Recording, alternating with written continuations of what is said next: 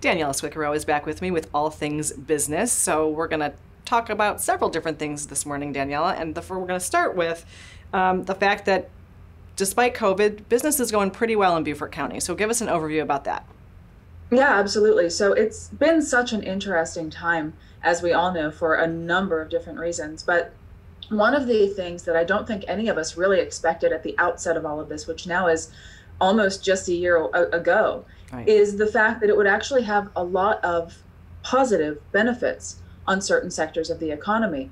Real estate, for example, not necessarily just resale, but new construction and materials and things like that. There were a lot of negative consequences in terms of supply chains being interrupted, materials costs skyrocketing, that kind of thing. But that has not stopped people who are buying and people who are building. And likewise, in a lot of other business sectors, of course, in Beaufort County, it's really interesting because we do have some really heavy hitters, big employers, but the bread and butter of our area, if you look at those numbers, is the 11 to 50 employees, the 1 to 10 employees. Mm-hmm. That makes up such a huge foundation of our business community. And a lot of those people have seen increased demand as opposed to the opposite, which I think a lot of us expected. And if you look at the numbers, you're really seeing in the business owners that I'm talking to out in the community, you're really seeing that the problem isn't that they don't have enough demand, it's that they can't keep up.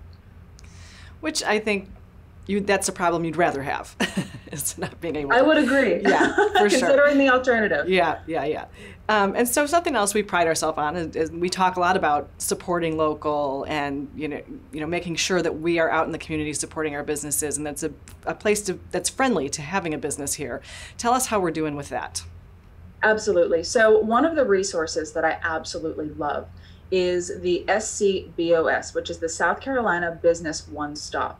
That is an online resource that you can go to, and you can get all kinds of metrics and pieces of information. The fact that this is a very, very business-friendly area, I'm glad that you asked that, Betsy, because one of the things I want to highlight today is the fact that businesses, not only the ones that are established already or that were established pre-COVID, that's not the only thing that I'm talking about here today. I'm also talking about businesses that have established themselves since COVID hit. And we have a number of those, and they have not slowed down at all. I mean, they've taken certain hits along the way, of course, as we all have, but overarchingly, their trajectory remains upward. And so I love that resource because it allows you to go in and see what those numbers look like, and the fact that we are a very business-friendly area and county. Of course, Beaufort County includes several cities and towns.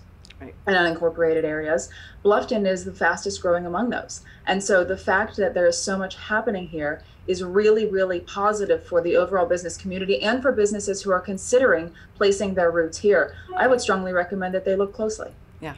So we've got about a minute left, and I know you just gave us one of your favorite resources, but what are some of your other favorites that business owners have access to around town?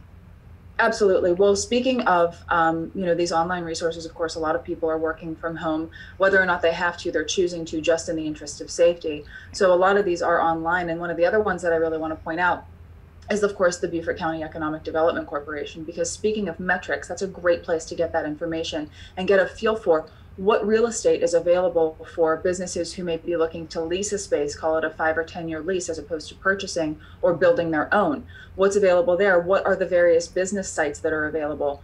And what do those workforce numbers look like? One of the interesting pieces of information, if you look at the numbers more recently, is the fact that we have a serious workforce available in what a lot of people think is a relatively small area. So if you actually pull out about 60 minutes in terms of drive time in a radius around the center of our state, there is over 500,000 people available in that workforce pool.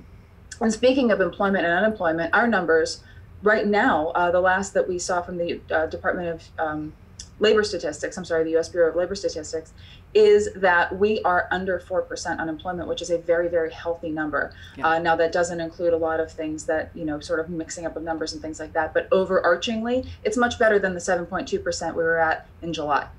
Excellent. Well, thank you, Daniella. It's always great information, and it's always good to see you. Great to see you. Thanks, Betsy.